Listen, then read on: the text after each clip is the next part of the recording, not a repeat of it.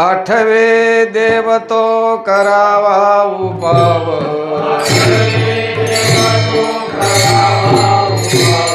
आठवे देव तो करावा उपाव हेर ते जीवाव खटपट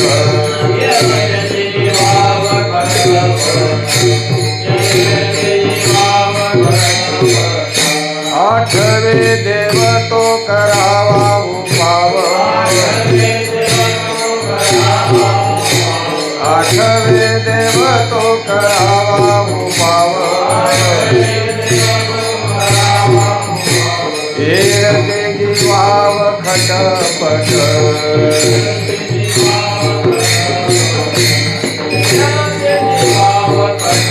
होई बा जागा होई बा जागा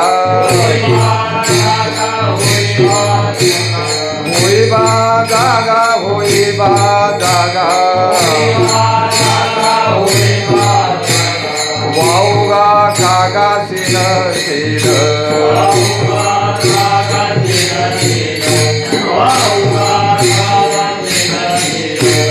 जाणीवेच्या भारे भवाचे डोही जाणीवेच्या भारे भवाचे डोही बुलशी तो कहे निगसेना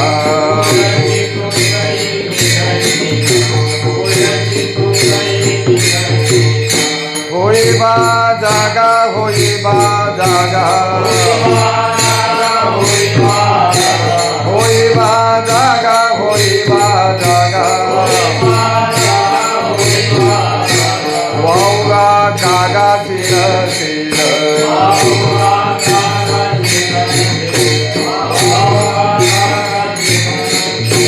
तुका म्हणे देवा पावतील भावे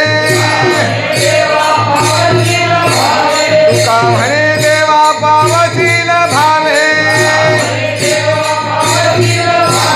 जाणीवेच्या भारे ठकाशिला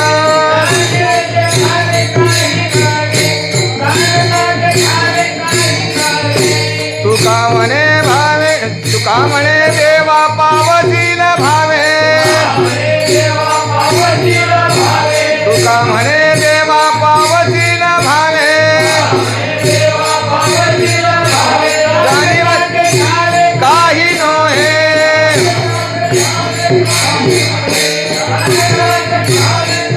होई बा जागा होई बा जागा होई बा जागा होई बा जागा वाऊगा कागा सिन सिन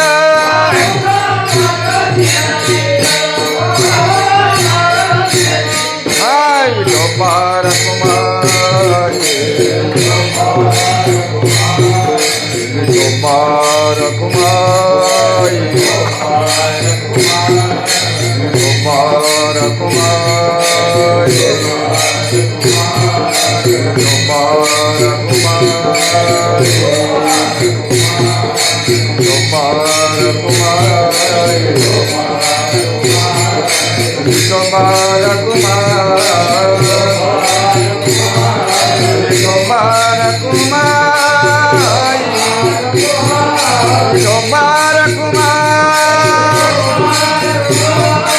विठोबार कुमारी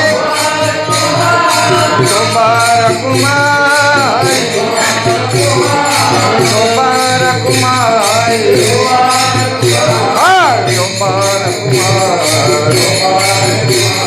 विठोबार कुमारी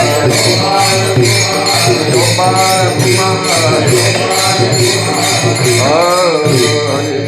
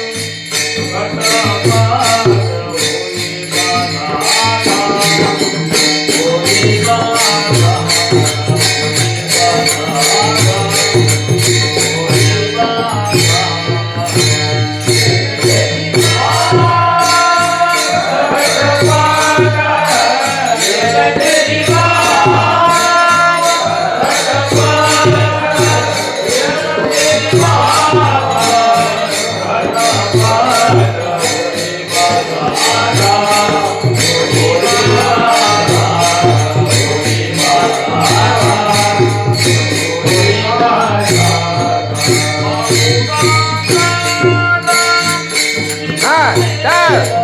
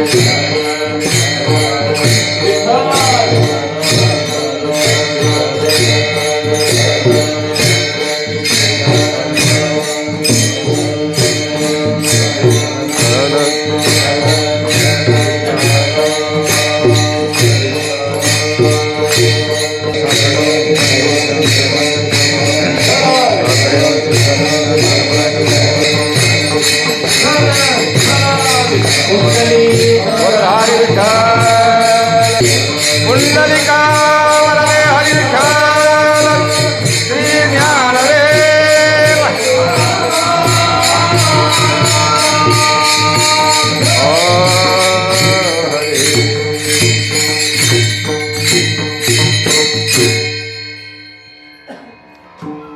माऊली महावैष्णव संत श्रेष्ठ देव निवासी जगदवंद्य जगद्गुरु तुकाराम महाराज यांचा हा सेवेकरता अभंग घेतलेला असून या अभंगातून तुकोबरायाने प्रातिभ अनुभूतीपूर्वक तुम्हा सर्व जीवांना संसारिकांना उपदेश केलेला आहे, साधकांना उपदेश केलेला आहे.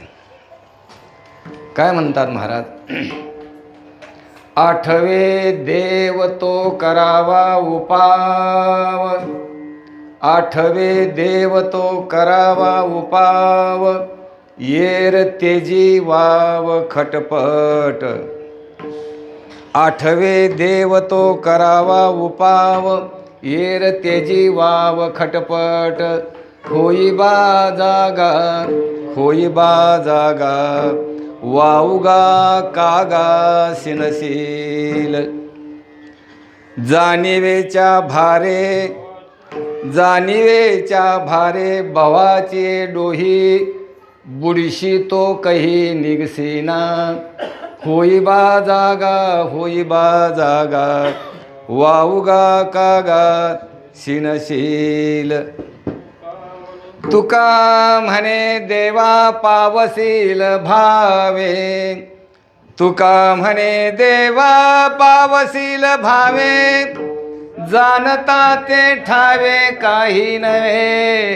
होई बा जागा, होई बा जागा, वाऊगा कागा सिनशील. जयांचे केलिया स्मरण, होय सकल विद्येचे अधिकरण. तेची वंदू श्री चरण श्री गुरूंचे. ओम नमो ज्ञानेश्वर, ओम नमो ज्ञानेश्वर.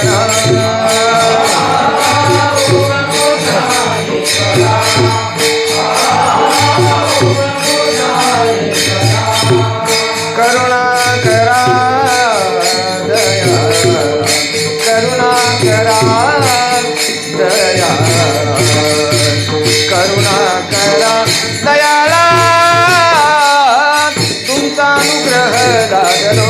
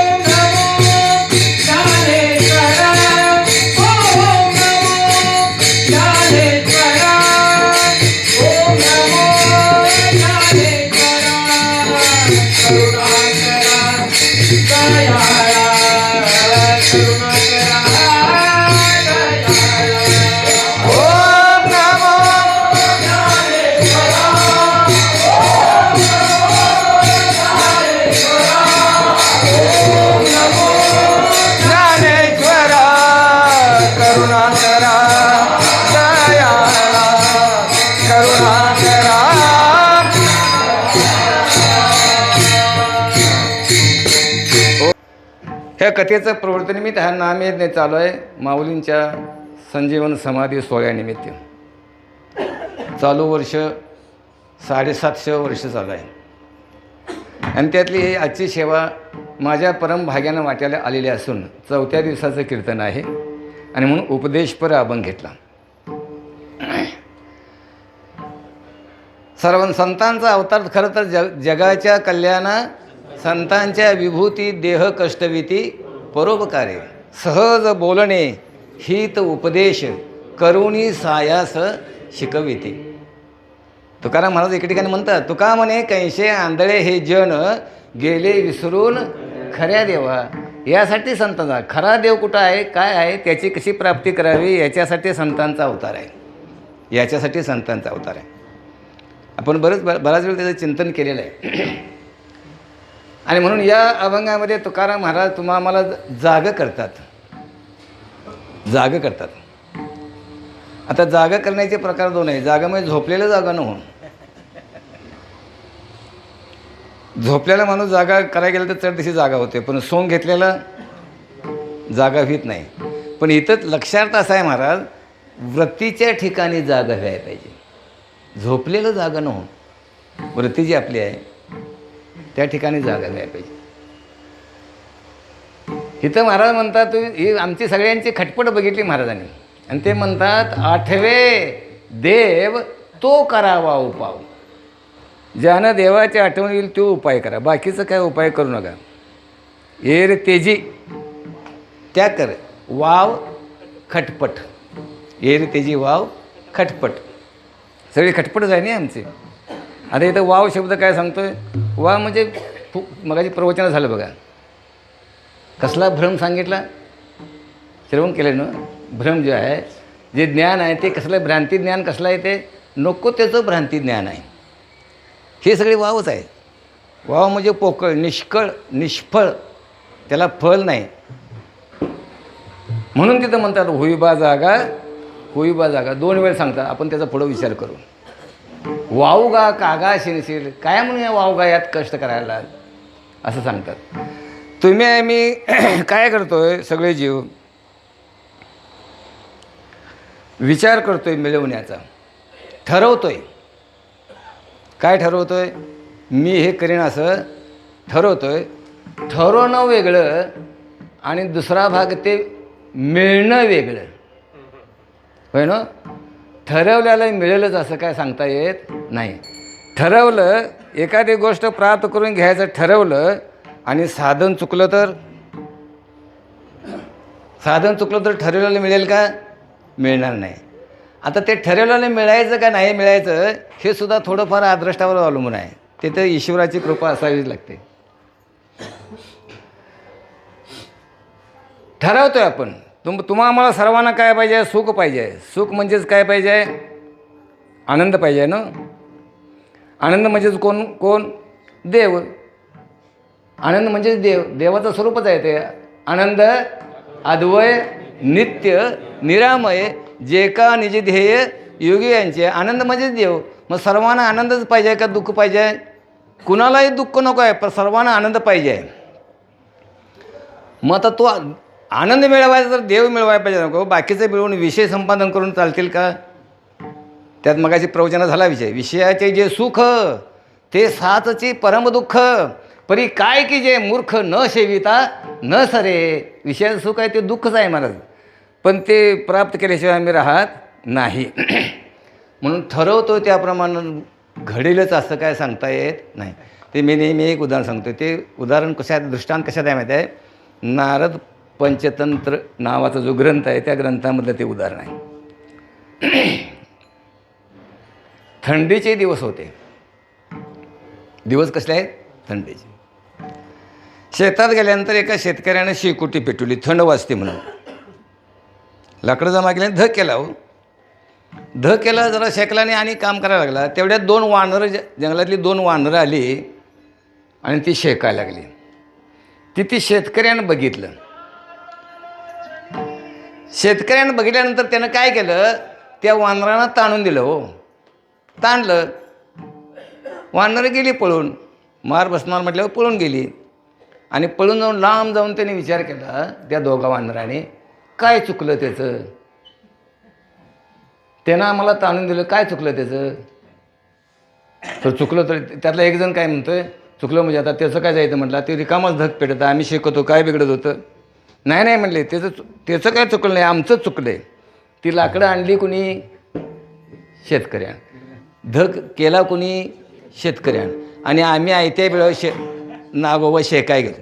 आमचं चुकलं का नाही. मग आम्हाला जर धग शेकायचं असेल तर आपण तसं करू. मग दोघांची मिटिंग झाली. एक जण म्हणला मी लाकडं आणतो, तू विस्तव घेऊन ये. दोघांचं ठरलं.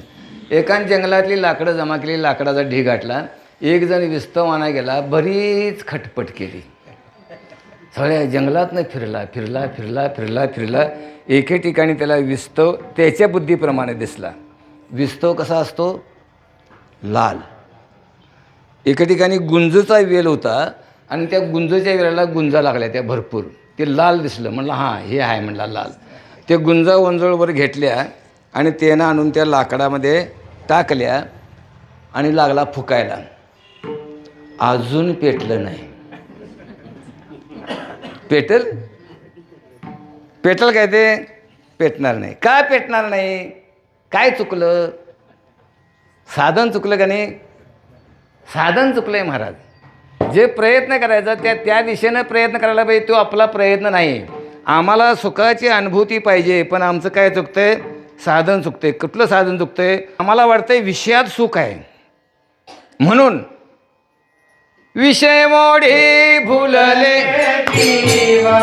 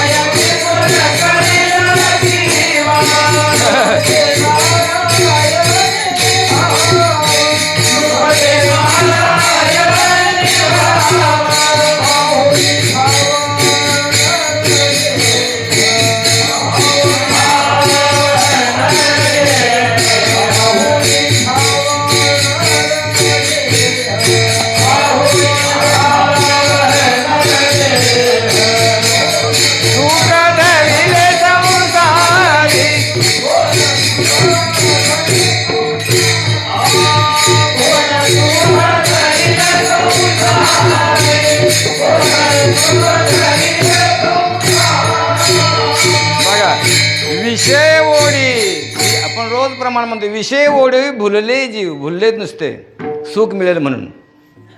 आता यांची कोण करेल किव, कोणी करायची किव.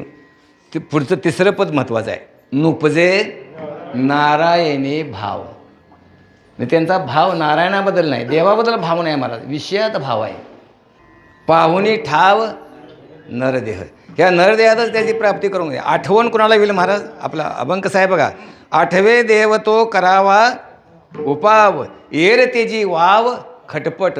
कोणाला आठवण करता येईल, जनावर आठवण करतील देवाची, नाही नाही नाही. तसं बघितलं तर प्रत्येक ह्या सगळ्या विश्वामध्ये जेवढे प्राणी भगवंताने निर्माण केले त्यापैकी मनुष्य प्राणी सर्वात श्रेष्ठ केला आहे. ज्ञान दिले त्याला, सर्वात जास्त ज्ञान दिले. ते भागवतामध्ये एक उभे आहे. मनुष्य देहाचे ज्ञाने सच्चिदानंद पदवी घेणे, एवढा अधिकार नारायणे कृपा अवलोकने दिला. असे मनुष्य देहातच त्या देवाची प्राप्ती करून घेता येते, जनावरांना येता येणार नाही. प्रत्येकाला एक एक शक्ती दिली महाराज. प्रत्येकाला एक शक्ती. ताकद कुणाला दिली? थोडक्यात ताकद हत्तीला दिली जास्त.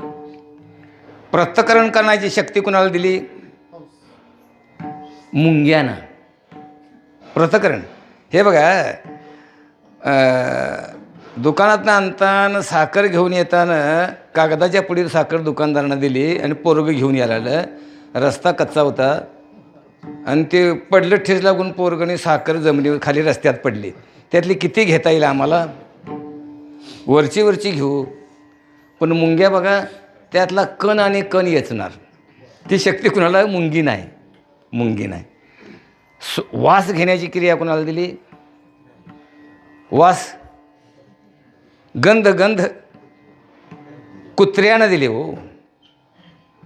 म्हणून DIG-पेक्षा सुद्धा कुत्री श्रेष्ठ ठरतात. श्वान पथक होय ना, ते बरोबर त्या कापडाचा आवाज दिला, गुन्हेगाराचा त्या वस्तूचा आवाज दिला की ते बरोबर तिथपर्यंत पोचतं. केवढी शक्ती आहे ती! शक्ती ती माणसाकडे नाही.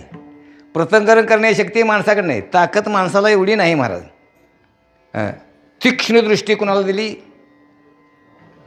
पक्ष्यांना. आता ती गिधडं कमी झालीत म्हणा. गिधडं आकाशात असतात महाराज, आम्हाला दिसत नाहीत, एवढ्या उंचावर असतात. पण कुठंतरी जनावर मरून पडलं की सगळं थवाच्या थवा तिथं येऊन बसतं. इतक्या उंचीवरून त्यांना डोळं केवढं, पण ते खालचं ते दिसल्याशिवाय राहत नाही. ते दिसल्याशिवाय येतात का? काही माणसं म्हणतात नाही, त्याशी सोपान पडतंय. सोपान पण नाही काय. ते दृष्टी त्याची एवढी तीक्ष्ण आहे की ती वरून आकाशातनं दिसत नाही ती, पण तिथनं त्यांना ते दिसतंय. ती दृष्टी. फक्त ह्या सगळ्याच्यामध्ये माणसाला बुद्धिशक्ती जी आहे दिली. बुद्धी, निश्चय, आत्मज्ञान, ब्रह्मरूप भावी आपण. बुद्धीचा निश्चय केला तर ज्ञानाची प्राप्ती करून घेता येते मनुष्य प्राण्यामध्ये. ही शक्ती भगवंताने दिली. पण आम्ही तिकडं न वळता आम्ही काय करतोय? नको त्याच्या पाठीमागे ह्या बुद्धीचा वापर नको तिकडं करतोय हो. नको त्या खटपटी गुंततोय. मग तर नको त्या खटपटी गुंतलं तर दुःख पदरात पडल का सुख मिळेल? येर, तेजी, वाव, खटपट. येर म्हणजे काय? येरती माईक दुःखाची जनती. येरती माईक दुःखाची जनती. येरती माईक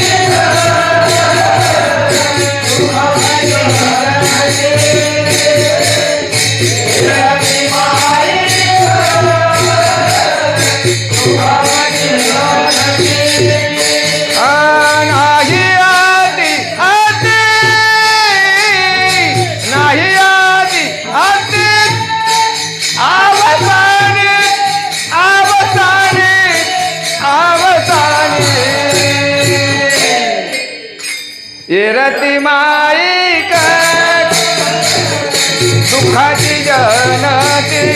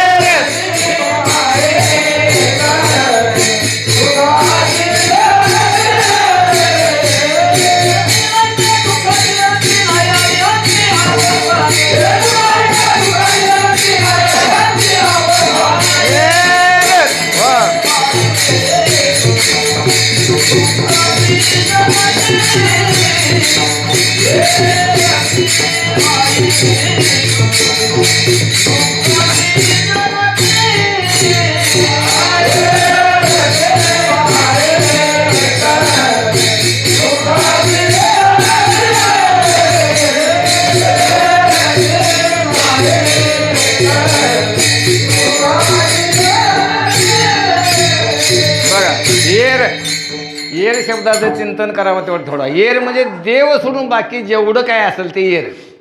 एक देव सोडला बाकीचं आहे ते सगळं येर. मग आम्ही येरमध्येच आहे. कशात आहे? येर म्हणजे इंग्रजी शब्द नव्हं. येर म्हणजे हवा नव्हं.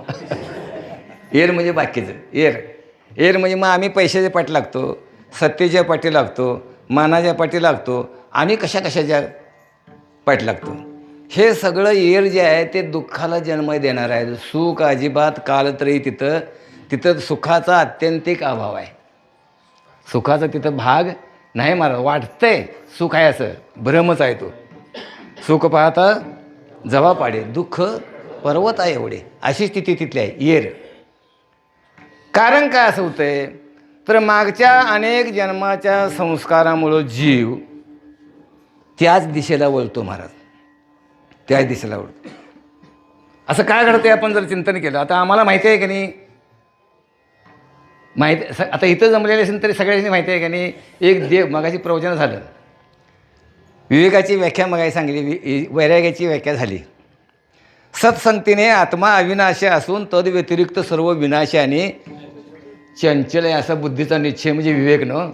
हा विवेक आहे की नाही. एक आत्मस्वरूप शाश्वत आहे, बाकी सर्व कसं आहे चंचल आणि नाश पावणार आहे. मग हे माहिती नाही कुणाला, ऐकणाऱ्याला सगळ्यांनी माहिती आहे का नाही. मग आम्ही ते केलं आहे कधी विवेक, विचार केला आहे आम्ही, त्याच्याच पाठीमागे लागतो का नाही. आदर्श योगामध्ये एखादा माणूस व्यसनी झाला, दारू पिणं हे वाईट आहे, त्याला माहिती आहे का नाही, माहिती आहे का नाही सांगा. 35 वर्षे दारूच्या दुकाना शेजारी मी होतो. किती वर्षे? 35 वर्षे दारूचं दुकानाने माझं दुकान याच्यामध्ये भिंत होती. ते अनुभवातलं सांगतो. ती प्यायची आणि येऊन बसायची माझ्याजवळ. मग त्यावेळी काय महाराज नव्हतो मी, होतो महाराज. खरं लोक मला टेलर म्हणून ओळखायचे. काय सांगाय टेलर, काय खरं नाही आहे दारू, काय बरोबर नाही, अशी बोलायची बी. आणि पिणाऱ्याकडे बघितलं ते 150 मिली दे, ते कॉन्ट्रासाच्या 150 मिली दे म्हटलं, तोंडाला घालायला लावताना का नाही असं नाक धरून लावायचं. आणि शेवटी पिऊन झालं थु थु थु थु थु. मी एकाला म्हटलं, मूर्खा थुकतोस नाही मग पितोस का. म्हणजे वाईट आहे माहिती आहे ना, खरं प्यायल्याशिवाय सोडत नाही. म्हणजे असं का घडतंय, असं काय घडतं याचा कधी विचार केला आहे आपण. आमचं वाईट मार्गावर पाऊल का पडतात ह्याचा कधी विचार केला आहे आपण. माहिती असूनसुद्धा असं का घडतं आहे याचा कधी आम्ही विचार केला नाही महाराज. ते मागचे सगळे संस्कार आहेत. इतकं सोपं नाही म्हणून तरी महाराज म्हणतात, भक्ती तो कठीण शिळावरची पोळी. एवढं सोपं नाही महाराज. ह्या सगळ्याचा त्याग करून स्वरूपाची प्राप्तीसाठी धडपड करायला लागते महाराज. त्याच्यासाठी धडपड करायला लागते, बाकीचे मिळवासाठी नाही. संसार होत असतो, आपण रोज ऐकतोय, नेहमी ऐकतोय, संसार होत असतो, परमार्थ करावा लागतो. प्रयत्न कुठं आहेत? परमार्थामध्ये करायला लागतात. संसारामध्ये प्रयत्न करावे लागते, होतंच ते. प्रयत्न कुठं आहे? परमार्थामध्ये. किती प्रतिबंध आला तर तो प्रतिबंध दूर करून जाण्याची आपल्याकडे म्हणजे काय पाहिजे, तिथं खटपट पाहिजे. नको तिथं आम्ही खटपट करतोय, जिथं करायला पाहिजे तिथं आम्ही खटपट करत नाही. आणि असं बघितल्यामुळंच महाराज आम्हालाच काय उद्देशून पहिल्या चरणामध्ये म्हणतात, आठवे देव तो करावा उपाय, आठवे देव तो करावा उपाय, आठवे देव करावा उपाय, आठवे देव करावा उपाय,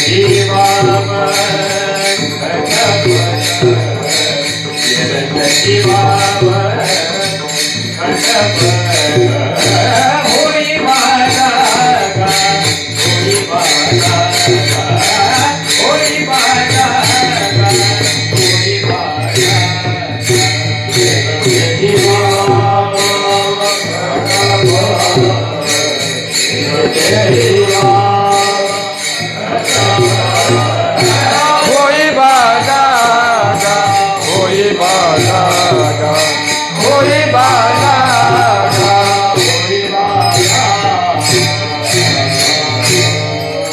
आठवे देव तो करावा उपाव. काय म्हणतात महाराज?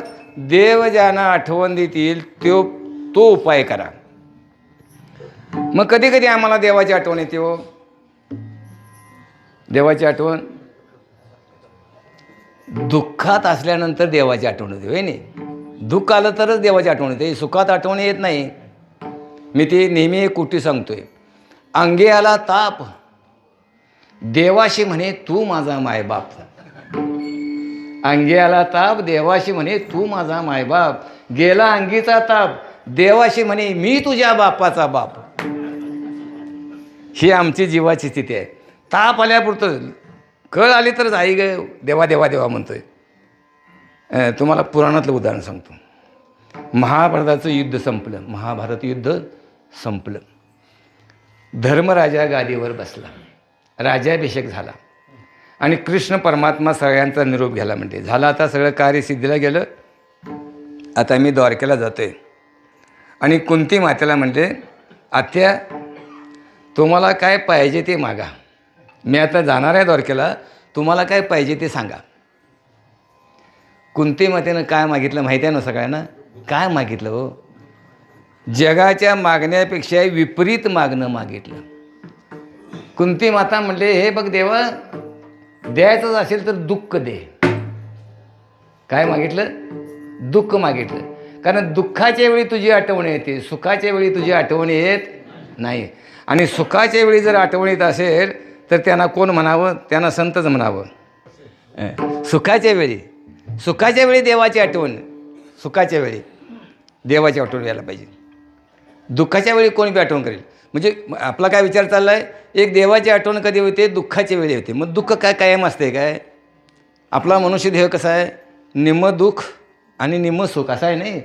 पाप पुण्य मिश्रित आहे. पाप पुण्य समान म्हणजे मानव देह. मग पापाचं फल दुःख, पुण्याचं फल सुख. सुखाच्या वेळी आठवण येत नाही. हा एक भाग आहे. दुसरं, देवाची आठवण करायला तर त्याला शास्त्रीय भाषेत म्हणजे विचारसागरामध्ये आपलं झालं आहे बघा. शास्त्रीय शब्द आहे ते अभिज्ञा प्रत्यक्ष ज्ञान, प्रतिभिज्ञा प्रत्यक्ष आणि स्मृती प्रत्यक्ष. अभिज्ञा प्रत्यक्ष, प्रतिभिज्ञा प्रत्यक्ष आणि स्मृती प्रत्यक्ष. अभिज्ञा प्रत्यक्ष, आता हे विस्तार त्याचा जर करायचं झालं तर त्याचा सोपा विस्तार जर करायचा झाला, अभिज्ञा प्रत्यक्ष म्हणजे पूर्वी ती वस्तू किंवा ते कधी काय पाहिलेलं नाही आणि एकदम ते समोर यावं, ते पाहावं, दृष्टी पडावं, म्हणजे त्याचं ज्ञान व्हावं. त्याला काय म्हणायचं? अभिज्ञा प्रत्यक्ष. प्रतिभिज्ञा प्रत्यक्ष, पूर्वी त्याचा अनुभव होता आणि तोच अनुभव आता प्रत्यक्ष समोर आला आहे. त्याला काय म्हणायचं? प्रतिभिज्ञा प्रत्यक्ष. त्याला बरीच संतांची प्रमाण आहेत. तो हा विठ्ठल बरावा, तो हा विठ्ठल बरावा,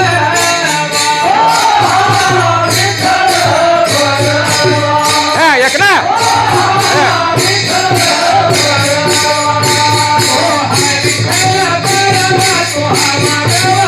बोला.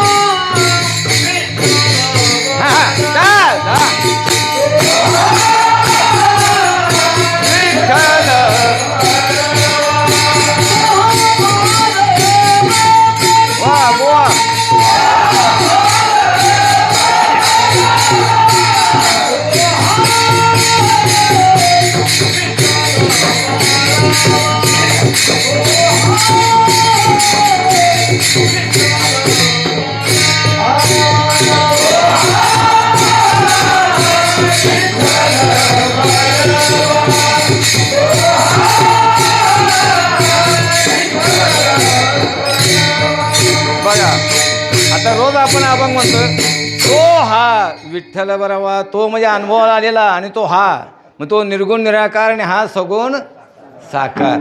विठ्ठल बरोबर ह्याला प्रतिभिज्ञा प्रत्यक्ष म्हणायचं. आता स्मृती प्रत्यक्ष स्मृती येते नाही, स्मृती स्मृती प्रत्यक्षासाठी तुम्हाला व्यवहारातलं उदाहरण सांगतो. एक माणसाकडे एकच बैल होता, बैल एकच घरात होता. त्याच्या जोडीला बैल आणायला तो गेला. आपण कल्पना करूया, मुरगुडमध्ये गेला बाजारामध्ये. बाजारात फिरून बघितलं तर त्याला एक बैल पसंत पडला. पण तो कसा होता माहीत आहे, हुबेहूब त्याच्या घरातल्या बैलासारखाच होता. रंग तसाच, शिंग तशीच, सगळं तसंच, अवयव सगळं तसंच, उंची तेवढीच. आता बघितला बैल कुठला, बाजारातला. आणि आठवण कुणाची झाली, घरातल्या बैल. आठवण म्हणजे स्मृती. कुणाची आठवण झाली, स्मृती कुणाची झाली, घरातली झाली. हे जसं तसं स्मृती प्रत्यक्ष, देवाची स्मृती. मग आता स्मृती होण्याची कारणं अजून बरीच आहेत. संतांनी आम्हाला ते सांगितलं. तसं देवाच्या आठवणीसाठी अनेक मार्ग आहेत महाराज.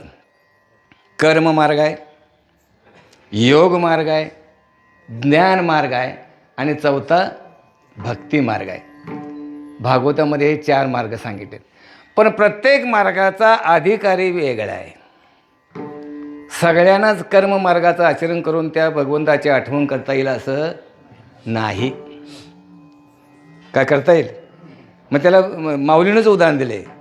अर्जुनाला सांगताना सांगितलं, अर्जुना प्रत्येक मार्गाचा अधिकारी वेगळा आहे. देख देख पा जन का अधिक, कर्म जाता आशेक, न सांडिता मोक्ष सुख पावते झाले. तिने जनक राजाचं उदाहरण दिलं कर्म मार्गाबद्दल. ज्ञान मार्गाबद्दल अनेक संत शुकादीसारखे योगी जे होऊन गेले, योगी जे आहेत ते ज्ञान मार्गाचे अधिकारी आहेत. मग आपण विचार सगळ्यात ऐकतोय त्याचं. ज्ञान मार्गाचा अधिकारी कोण? जो साधन चतुष्टयुक्त आहे तो. विवेक, वैराग्य, समाधी, षटक, मुमुक्षत्व ह्या 4 साधनांनी युक्त असणारा तो ज्ञान मार्गाचा अधिकारी. मग सगळे तसे आहेत का हो? आमच्यासारखा कीर्तनकार कंबार बांधणारा सुद्धा त्याचा अधिकारी नाही. प्रामाणिकपणे कबूल करावं, होय ना महाराज? प्रामाणिकपणे कबूल करावं. तुम्ही म्हणता म्हणून महाराज ना, तर कुठला महाराज? त्यात बसत नाही, त्या महाराजच्या ह्याच्यात बसत नाही. ज्ञान मार्ग. योग मार्ग त्याच्यापेक्षा अवघड. योगाच्या वाटा रिगाले का सोबटा, तया दुःखाचाचे शेल वाटा भागाला. लोहाचे चणे जे बोचरिया पडती खाणे, ते पोट भरणे की पाणे सिद्धी होय. माऊलींच्या ओव्या आहेत बघा. लोखंडाचं फुटा नाहीत, राहून दे लोखंडाचं, काबुली फुटा नाहीत. आणि दात पडलेल्या माणसाला खाय दिलं तर पसतील का, तसंच खाली पडतील. ते आमचे भाऊसाहेब महाराज गुरुजी एक दृष्टांत सांगायचे. मी लहानपणी शाळेला होतो 5वीला, त्यावेळी मला खोकला झाला. त्यावेळी काय झालं ते सांगायचे. खोकला झाला. खोकला झाल्यानंतर मग डॉक्टराकडे नेलं मला. डॉक्टरने एक खोकल्याची बाटली दिली. बाटली मोठी होती. 2 दिवस ते औषध प्यायल्यानंतर खोकला गेला. खरं आईनं चांगली औषध आहे म्हणून ती खोकल्याची बाटली तशीच देवळीत कपाटामध्ये ठेवली. नंतर मी मोठा झालो, लग्न झालं, नंतर पोरगं झालं.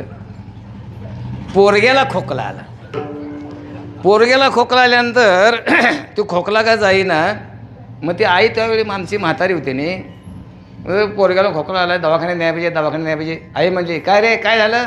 तर पोरग्याला खोकला आला आहे म्हणलं आणि दवाखान्यात न्याय पाहिजे. कशाला? ते त्या कपाडात औषध आहे ते पाच. तू लहानपणी ह्याच्यावडा होतास त्यावेळी तुला मी आणलं तर, आणि तुझा 2 दिवसात खोकला गेलता, तेच औषध पाज. ते औषध पाजल्या पोरगाचा खोकला जाईल का पोरगत जाईल? काय होईल? मग किती वर्षानंतर? म्हणजे ते त्याला इंग्रजीमध्ये प्रत्येक बाटली लिहिलेलं असते औषधावर एक्सपायर डेट. एक्सपायर म्हणजे बाद, टाकून द्यायला पाहिजे. तसं ही साधनं जी आहेत, कुठली मागची जी साधनं आहेत, कर्ममार्ग, योग मार्ग, ज्ञान मार्ग, ही कालबाह्यात म्हणा तुम्हा सर्वांना ती साधनं काय उपयोगाची नाहीत. म्हणून महाराज म्हणतात भक्तिपंथ बहु सोपा, भक्तिपंथ बहु सोपा, पुण्य लागले या पापा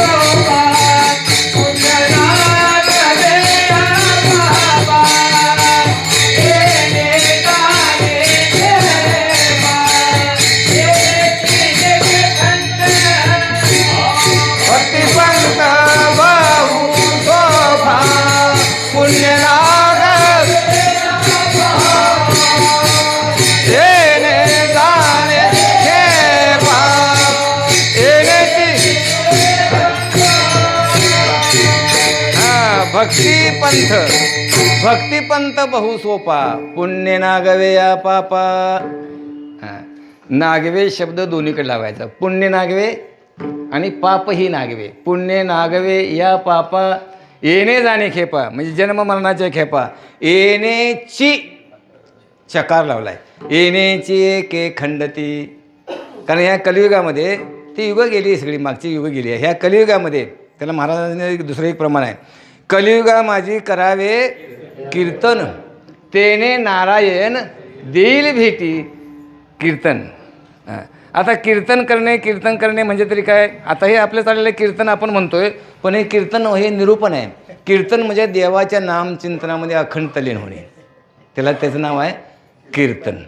कीर्तन त्याला गोविंद गोविंद मना लागली या छंद. बघा काय प्रमाण आहेत बघा. गोविंद गोविंद मनाला छंद लागाय पाहिजे, मग काय होईल? मग गोविंद ते काया, मग गोविंद ते काया.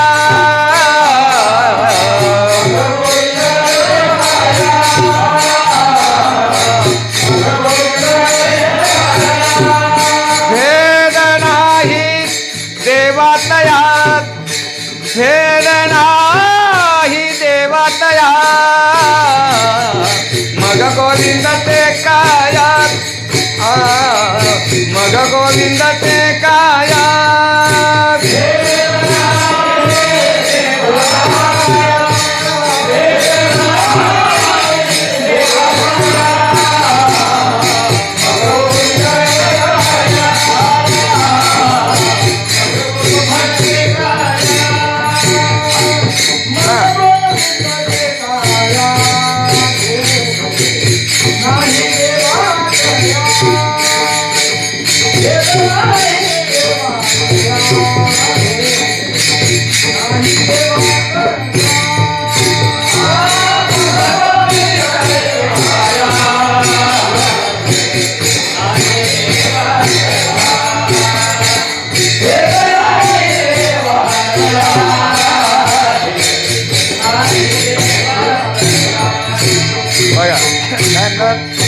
मग गोविंद ते काय? मग म्हणजे कधी?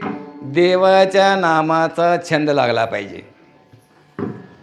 छंद, त्या अभंगाचं शेवटचं पद बघा. तुका म्हणे आळी जिवे नुरेची वेगळी. आळीला छंद लागला त्या भिंगुर्डीचा, त्या छंदामुळे ती भिंगुर्डी झाली आणि उडून गेली. सगळं सांगत बसत नाही. मग आम्हाला देवाच्या नामाचा जर छंद लागला तर आम्ही देव नाही का होणार? आता हे संतांचं प्रमाण आहे का? वावगं ठरत नाही मला, कारण आमचा त्याचा विश्वास कुठं बसतोय?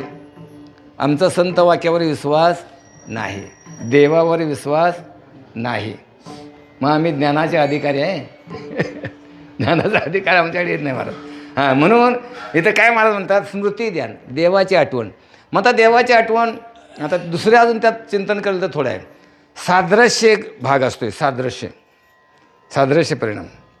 एकसारखी वस्तू असली की त्या वस्तूची आठवण येते. मग आता देवाची आठवण आला, देवासारखा दुसरा कोण आहे का हो? देवासारखा दुसरा कोण नाही मला. देवासारखा देवच आहे, देवासारखा देवच आहे. दुसरा कोणीही देवासारखा नाही.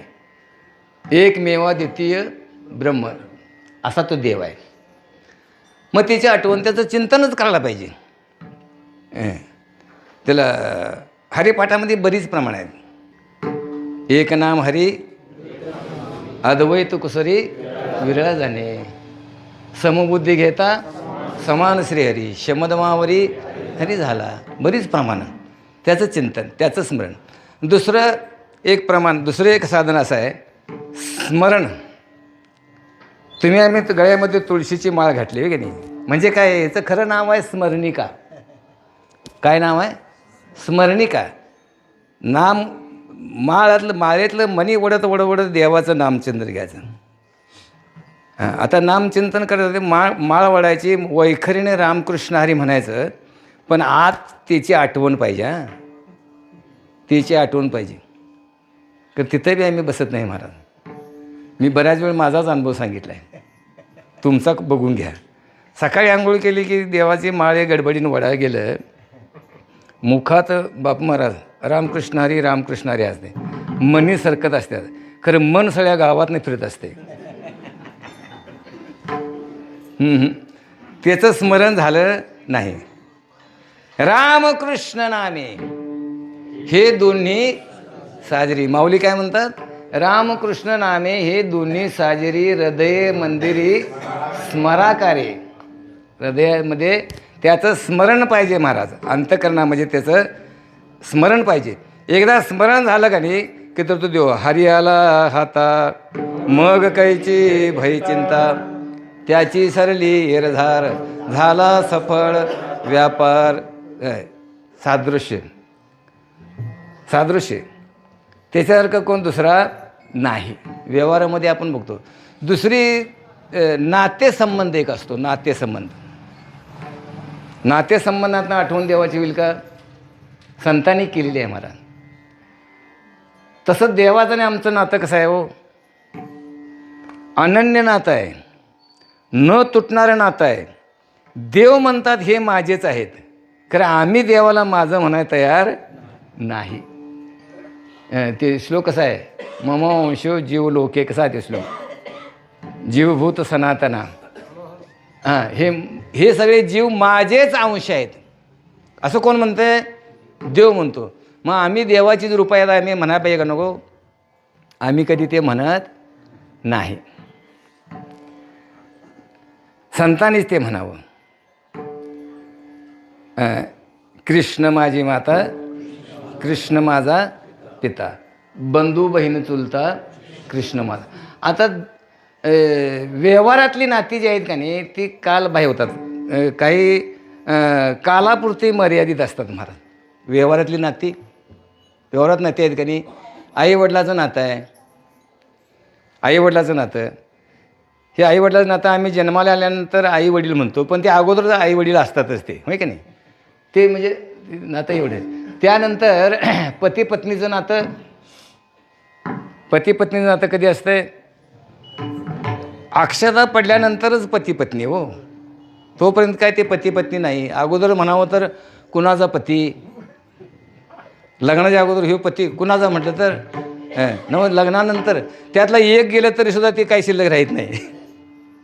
एक गेलं तर हे अमक्याचा पती म्हणता येत नाही, किंवा अमक्याची बायको किंवा अमक्याचा नवरा म्हणता येत नाही. ती जो पण आहे ते युगपतच दोघं जन्माला येतात आणि युगपत दोघंही मरतात. पती पत्नी नातं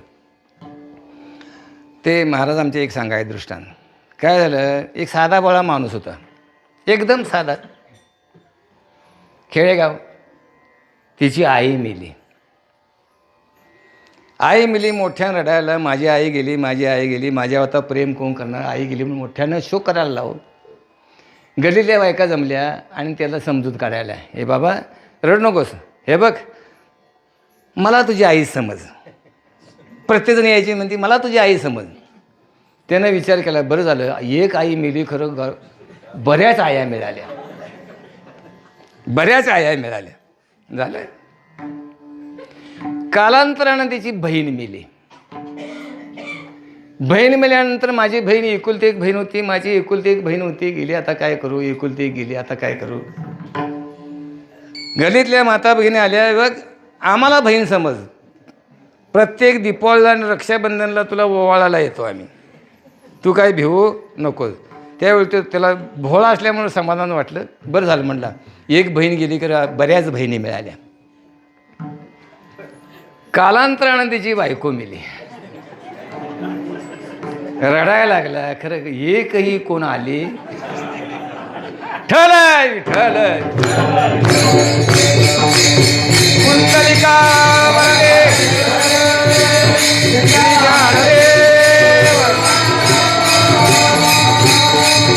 थोडा नातेसंबंधी काही वेळेला कालबाई होतात मला, ते शेवट पण टिकू शकत नाही. पण देवाशी नातं जोडलं तर देवसुद्धा सगळी नाती सांभाळतो. तुम्हाला एक दृष्टांत सांगतो पुराणातला. काम्यवनामध्ये भगवान श्रीकृष्ण आणि अर्जुन फिरायला गेले. काम्यवनामध्ये, वनाचंच नाव काम्यवन. तिथं देव काय झालं, देवाचे आणि अर्जुनाचे फिरत असताना असं बघत बघत बघत बघत बघत अर्जुन बाजूला गेला आणि अर्जुनाच्या मनात विचार नुसता आला. हो, काय विचार आला, इथं जर ह्या वनात काय सौंदर्य आहे, काय सृष्टी सौंदर्य आहे, इथं जर माझी पत्नी सुभद्रा असती तर बरं झालं असतं. असं नुसतं मनात आल्याबरोबर देवाला ते न का सांगता कळे अंतरी जे गुज बाजूला देव होता बरोबर सुभद्रेचं रूप घेऊन हजर.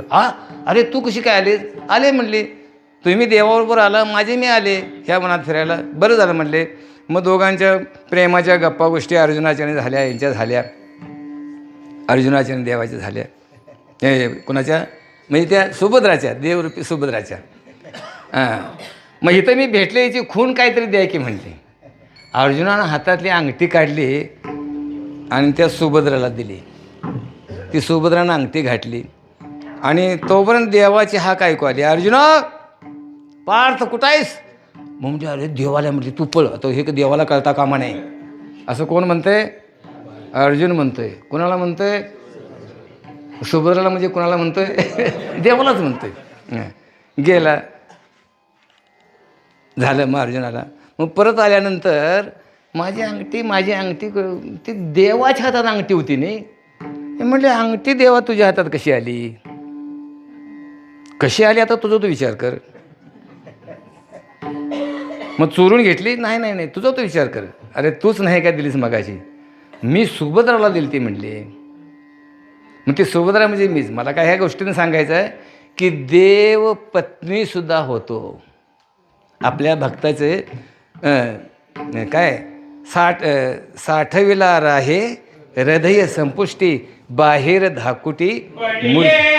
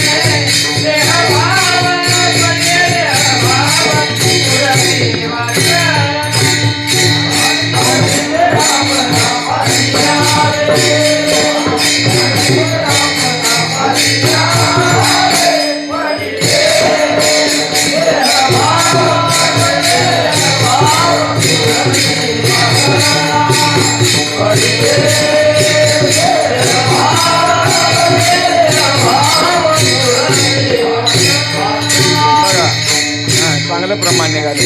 पडिये देह भाव पुरवी वासना. देहाचा भाव घेऊन भक्ताची वासना पुरवायला देव असतो. म्हणून देव सगळ्या बाजूनं आपल्याला काय करतो? सहकार्य करतो. आपण बरीच प्रमाण म्हणतो विठ्ठल माय बाप चुलता, विठ्ठल भगिन्यानी भ्राता, विठ्ठले विन चाड नाही गोता, तुका म्हणे आता नाही दुसरे. असा जर वृत्तीचा निश्चय असेल तरच देवाची आठवण येईल, नाहीतर आठवण येणार नाही. मग बाकीची जी खटपट आम्ही करतो म्हणून महाराज अभंगाच्या दुसऱ्या चरणामध्ये म्हणतात,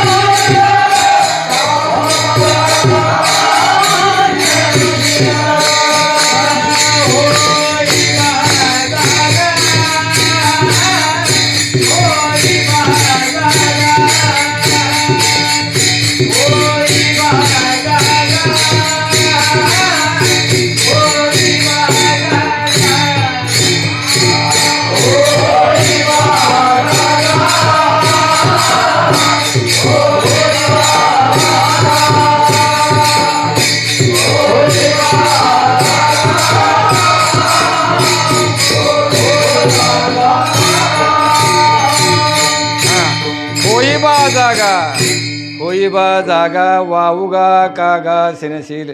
कुठं जागवायचं आहे? देवाच्या आठवणीच्या ठिकाणी जागवायचं आहे, देवाचं स्मरणाच्या ठिकाणी जागवायचं आहे. आता 2 वेळ शब्द म्हटला आहे, होईबा जागा होईबा जागा. आता इथं 2 वेळ शब्द दुरुक्ती केली म्हणजे दोष आहे नाही, पण इथं काही दुरुक्तींना दोष लागत नाही. दुरुक्ती करत असताना त्याला विप्सा म्हटले जाते बघा. निश्चयार्थी विप्सा, संपूर्णार्थी विप्सा आणि आधारार्थी विप्सा, 3 प्रकारची विप्सा. आता इथं विप्सा महाराजांनी तसे म्हणजे केलेलं आहे की तुम्हा आम्हाला म्हणतात बाबा रे जागा हो, काय म्हणून क्षण आलास, नको त्या छंदात काय म्हणून पडलात, जागा हो निश्चयानं सांगतात. आता 2 वेळ जागा हो म्हणण्याच्यासाठी अगोदर पहिला जो आहे ना होईबा जागा, ह्याचा विचार कर, विवेक जागृत ठेव. होईबा जागा विवेक जागृत ठेव. आणि दुसरा होईबा जागा, त्या ठिकाणी निश्चयानं राहा. एक धरिला चित्ती एक धरिला चित्ती आम्ही रखुमाईचा पती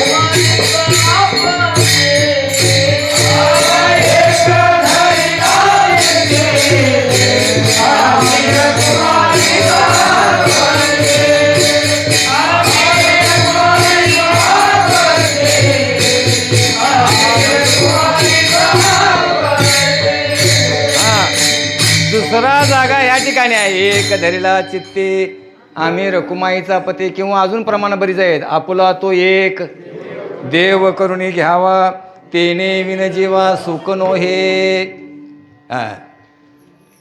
तेने एक धरला चित्ते आम्ही रकुमाई चा पती. पुढचं द्रुपद, तेने झाले सर्व काम, अवघा काम. तेने झाले अवघे काम, निवारीला भवभ्रम. तेने मग कशामुळं? देवाला चित्तात धारण केल्यामुळं, देवाची सतत स्मृती असल्यामुळं, देवाला हृदयात साठवल्यामुळं काय झालं? तेने झाले अवघे काम, निवारीला भवभ्रम. काय झालं मग आता? निवारण काय झालं? ह्या जन्म मरणाच्या फेऱ्यातून सुटलो, त्याच्यातनं सुटलो. कधी सुटलो? अखंड देवाचं चिंतन असल्यामुळं. चिंतने तद्रूपता. देवाचं चिंतन, अखंड देवाचं चिंतन त्याचं. म्हणून महाराज ते सांगतात येतं, 8वे देव तो करावा उपाव, येर तेजी वाव खटपट. होईबा जागा बऱ्याच ठिकाणी. उठा जागे वारे आता,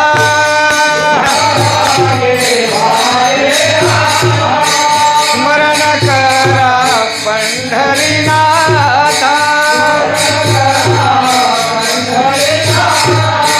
भावे चरणी ठेवा माता, सुख विगथा जन्माचा,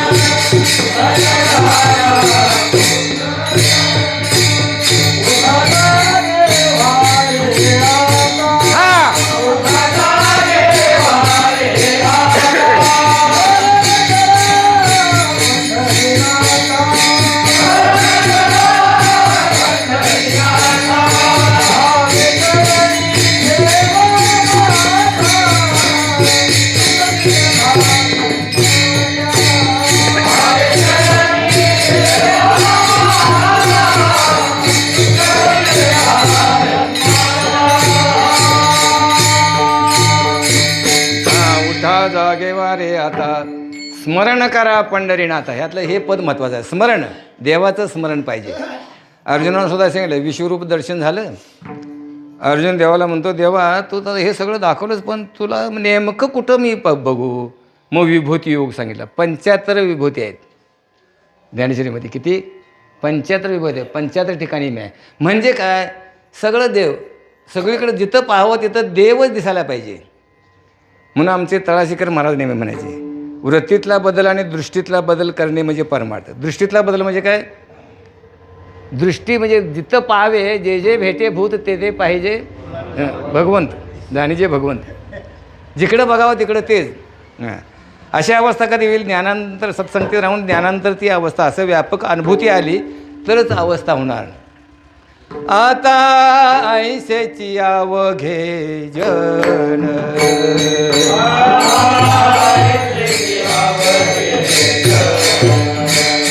होते जाते तया पासून,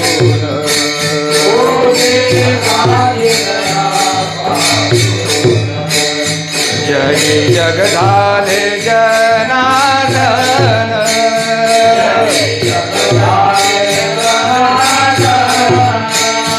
उदो प्रकटले बिंबले भानगा,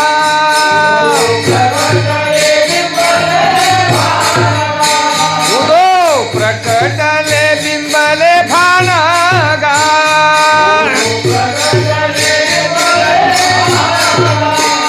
वासुदेव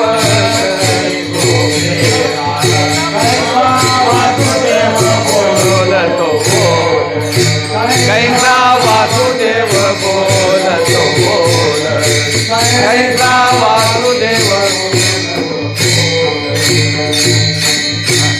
बघा, आता 80चे अवघे जन, होते जाते तयापासून. हे सगळं जग सगळं त्याच्यापासून आहे.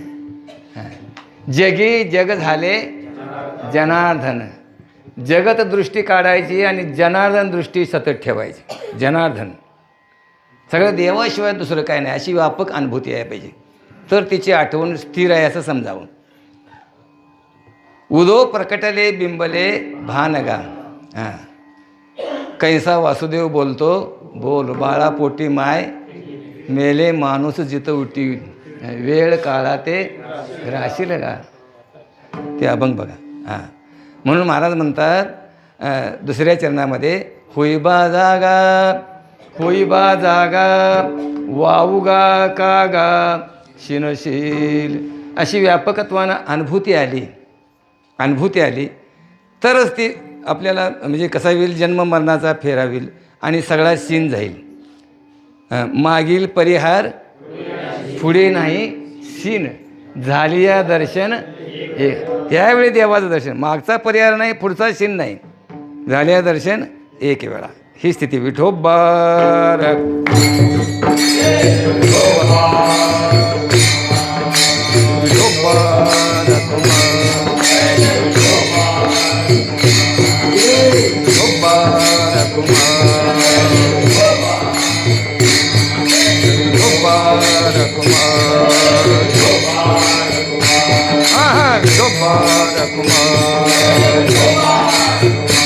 पुंडलिका वरदे हरी विठ्ठल श्री ज्ञानदेव.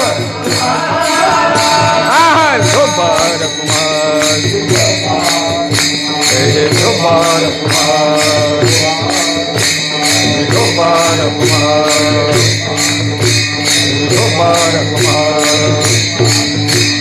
शोभार कुमार. पुंडलिका वरदे हरी विठ्ठल ज्ञानदेव. पंढरीनाथ भगवान की जय. माऊली ज्ञानेश्वर, जगद्गुरु तुकाराम, छत्रपती शिवाजी महाराज, धर्मवीर संभाजी महाराज. हरी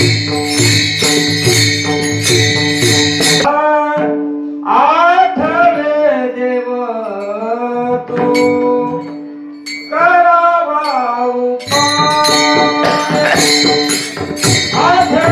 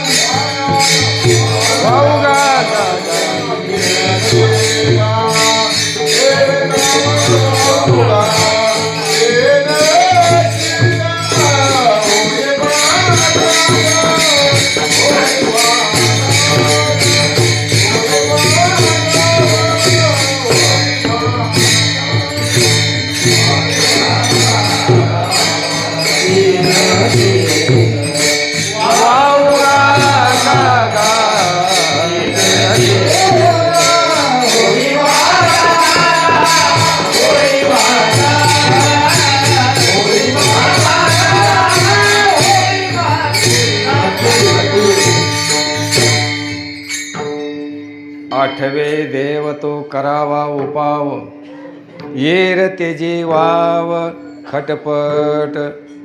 बरंच चिंतन करता येते, पण आपण थोडक्यात केलं.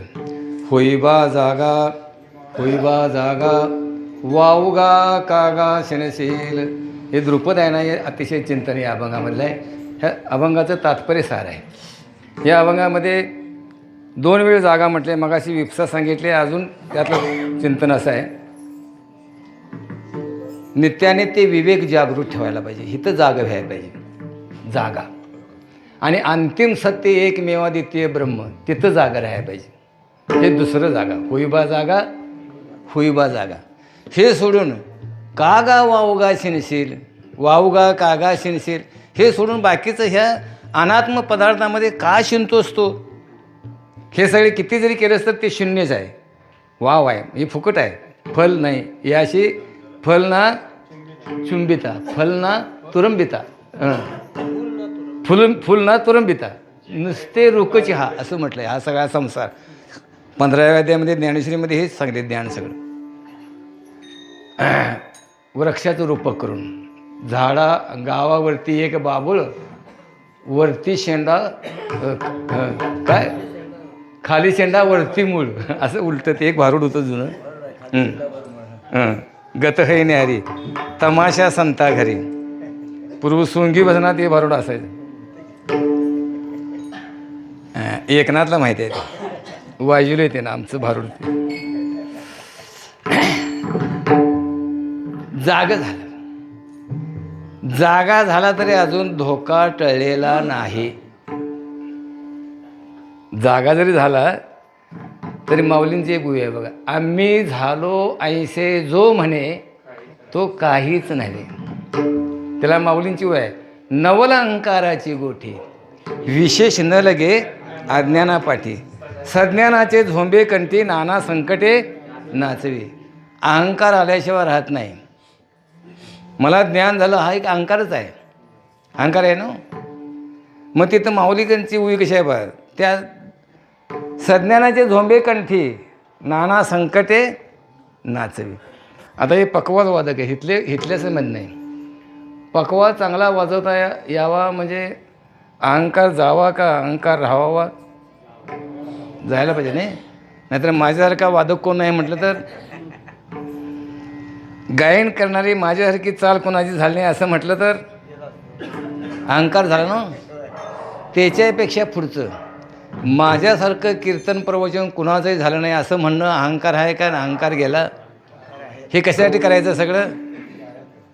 अहंकार जावासाठी न. अहंकार गेला तुका म्हणे देव झाला. पण कंबार बांधूनसुद्धा अहंकार काही जणांचा गेलेला नाही. एक अनुभवातलं सांगतो. असंच एका गावात कीर्तनाला सांगितलं, एका बुवाला टिंबा टिंबा गाळलेले शब्द तुम्ही भरायचं.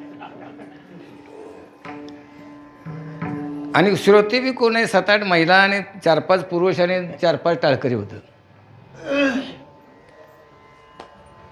विना घेतला आणि सुरुवातलाच म्हटलं एवढंच टाळकरी आणि एवढीच माणसं. पुढच्या वर्षी मला कीर्तनला सांगायचं नाही, ताकीद देतो. चालू वर्षी सांगितलं. माझ्या कीर्तनाला हजारो श्रोते असतात आणि हजारो म्हणजे 100-150 टाळकरी असतात कीर्तनला. हे कीर्तन करायचं अहंकारातलं बोलणं का कसलं? पण त्या टाळकऱ्यामध्ये एक पट्टीचा गायक होता महाराज. तो काय बोलला नाही. तोवर पंचपदी झाली, सगळं झालं. निरूपणाचा अभंग घेतला आणि पहिली चाल म्हणल्याला दुसरं कोण गायकच नाही, तोच तेवढा एकटा. पकवाज वादक बी चांगला होता. आणि त्यानं जे गायक असतात ते पहिले कुठलाही राग म्हणत असताना का नाही अगोदर त्याचा 6 टाकतात. त्याला त्यातली शास्त्र आहे 6 काढायचा.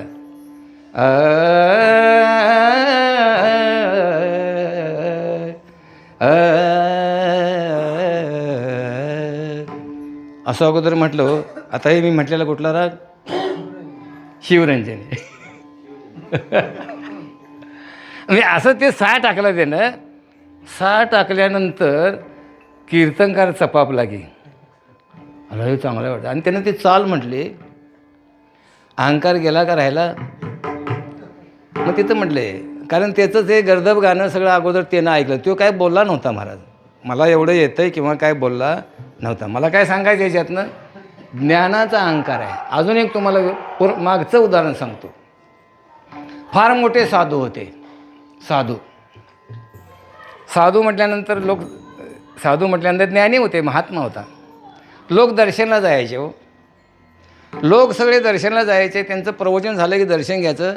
पण त्या श्रोत्यामध्ये एक म्हातारी अशी होती, ज्ञानी होती. हा, म्हातारी ती शेवटला दर्शन घ्यायची त्या बुवाचं, महात्म्याचं. त्या बुवाचं शेवटला दर्शन घ्यायची. दर्शन घेतलं की काय म्हणायचे माहीत आहे, महाराज सावध हां, एवढंच म्हणायचे आणि ती जायची. बाकीचं काही बोलायचं नाही. ती बुवा म्हणायचा, सगळ्यांना मी सावध करतो आणि ही म्हातारी मला सावध करायली काय भांगडीची. रोज येतं, महाराज सावध हां, प्रवचन आहे तो. पण ते ऐकायला की म्हणायचे. कालांतरानं साधूचं वय झालेलं होतं. आजारी पडला, अंतरुणावर पडला, नावलौकिक होता. आणि गावात एक चप्पलाचा दुकानदार होता. तो म्हणला, महाराजांना मी काही भेट दिली नाही, एक चप्पल तरी नेऊन द्यावं. म्हणून ते चप्पल घेऊन आला. महाराज हे मी माझ्याकडे एक गुरुदक्षिणा म्हणून एवढं चप्पल स्वीकारा. ते म्हणला, बाबा रे त्या समोरच्या देवळीत ठेव म्हटले. कारण पूर्वीची जुनी घर असायची ती चप्पलाची देवळी असायची बघा स्पेशल, त्या देवळीत ठेव म्हणला. हे आजारातनं उठलो की मी ते घालीन. चांगलं चप्पल, कोल्हापुरी म्हणा की आपण म्हणाय काय बिघडलं, चांगलं पायताना आणठल. आणि त्या अंतीची गती आली आणि त्या चप्पलाकडे लक्ष गेलं. ह्यातनं उठलो असतो तर ते चप्पल घातलं असतं, असा मनात नुसता विचार आला आणि त्याच्या वेळी प्राण निघून गेला. पुढचा जन्म झाला. जन्म घेणे लागे, पुढचा जन्म झाला. पण ज्ञानी होते. तैशी दशेची वाट न पाहता, वैशेच्या गावा न येता, बालपणीचं सर्वज्ञता वरी तयाते. हे लहान बाळ जन्माला आलं, त्या घरात जन्माला आलं, त्याला ज्ञान झालं. अरे रे रे म्हणते, एक चूक केली, त्या चुकीचा परिणाम शेवटच्या क्षणाला त्या चपलाकडे लक्ष गेलं आणि सांबार म्हणजे जे आता हे जातीवाचक बोलायचं नाही, पण त्या कुलामध्ये मला जन्म झाला, चर्मकाराच्या कुलामध्ये. त्या बाळानं त्या काय विचार केला, मागचं ज्ञान होतं नाही, बस एक चूक केली, आता पुन्हा चूक करायची नाही आणि आता राहायचंच नाही, दूधच प्यायचं नाही म्हणलं आईचं. मग ते बाळ जगल का राहील? 3 दिवस अजिबात दूधच प्यायलं नाही. बाळ दूध पिना. ती म्हातारी अजून होती, सावधान म्हणते आली. त्या म्हातारीला पण कळलं, विद्वान होती ती, ज्ञानी होती. ती आली आणि म्हणते, काय झालं? ते बाळ दूध पित नाही, इकडे द्या म्हटले. बाळाला मांडीवर घेतलं आणि काय म्हणते माहिती आहे, महाराज मी सांगत होते सावधान, ऐकलं नाही. सावधान म्हणत होते, त्यावेळी वाटलं तुम्हाला माझ्यासारखा ज्ञानी कोण नाही, मी जगाला सावध करतो आणि ही म्हातारी मला सावध करते असं तुम्ही म्हणला मनातल्या मनात. मला माहिती आहे ते, पण त्याचा परिणाम काय झाला? सावधान. आणि आता तुम्ही ह्या देह त्याग करतो म्हणता, म्हणजे आत्महत्या करता. आत्महत्येसारखं पाप नाही. आता झाल्याला झालं, आता ह्यात तरी सुधरा, आले भागा ते करीतो म्हणा. मग ते जाऊन आईला बिलगलं, दूध प्यायले. ते मोठे झाल्यानंतर कोण माहिती आहे? रोहिदास चांभार. काय झालं? अभंगाच्या 3ऱ्या चरणामध्ये जाणीवेच्या भारे भावाची यादो, जाणीवेच्या भारे भावाची यादो, जाणीवेच्या भारे भावाची यादो, जाणीवेच्या भारे भावाची यादो, मुळची तोटाई घातली ना, मुळची तोटाई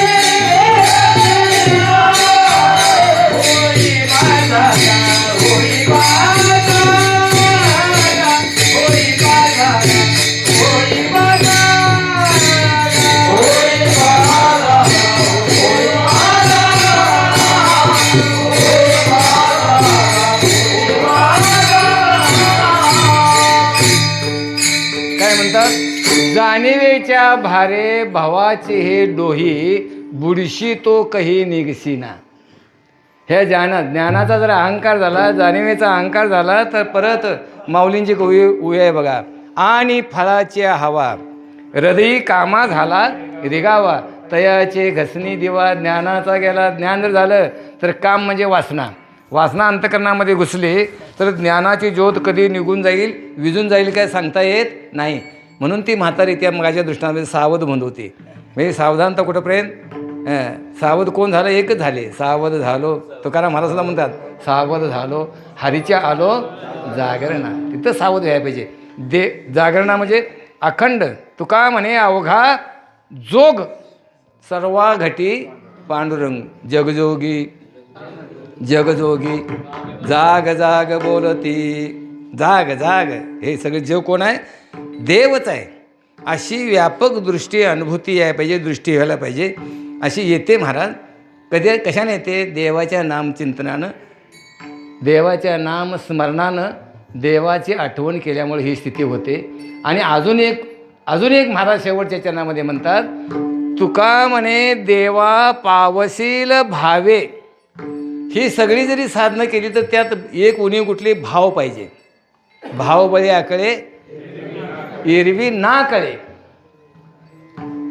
नाहीतर मग त्रिवेणी संगमी नाना तीर्थे भ्रमी चित्त नाही नामी तरी ते व्यर्थ. तिथं काय उपयोग नाही. भाव पाहिजे. नाही भाव, जे साधन आहे त्या साधनावर विश्वास, भाव पाहिजे. भजन जरी असलं तरी त्यावर भाव पाहिजे. नामचिंतन असलं तरी भाव पाहिजे. देवाचं स्मरण असलं, दर्शन असलं, भाव पाहिजे. भावाशिवाय नाही.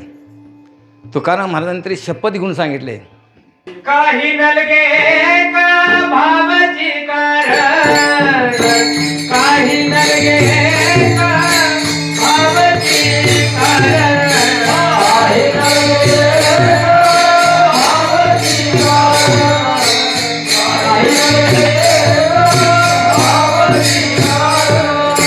तुका म्हणे आनंद विठोबाची, तुका म्हणे आनंद विठोबाची, तुका म्हणे आनंद विठोबाची, तुका म्हणे आनंद विठोबाची. होई वाग गरभरी भवती करिता भरवारी दुरावती. विठोबाची, तुका म्हणे विठोबा करिता भरवारी.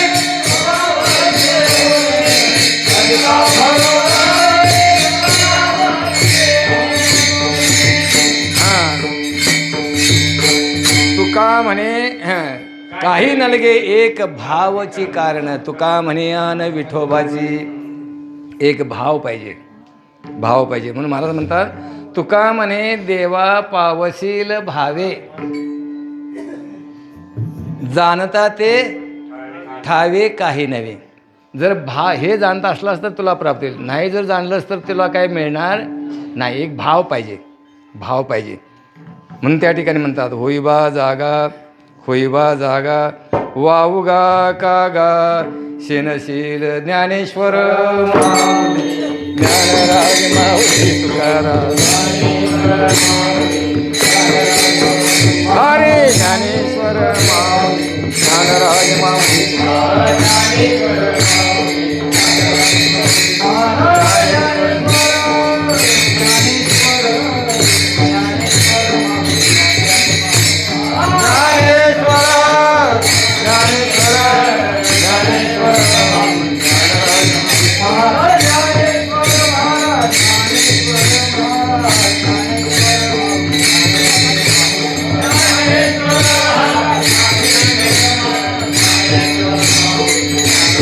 पुंडलिकावरदे हरी विठ्ठल श्री ज्ञानदेव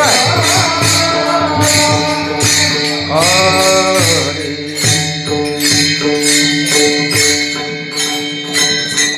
तुका म्हणे देवा पावसील भावे, तुका म्हणे देवा पावसील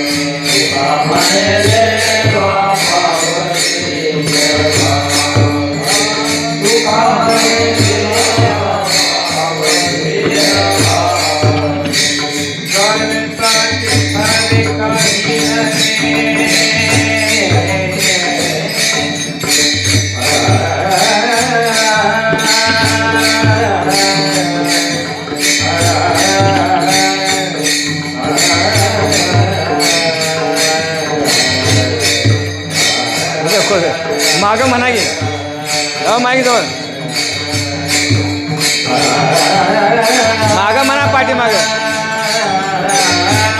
हाय तेच म्हणा हो.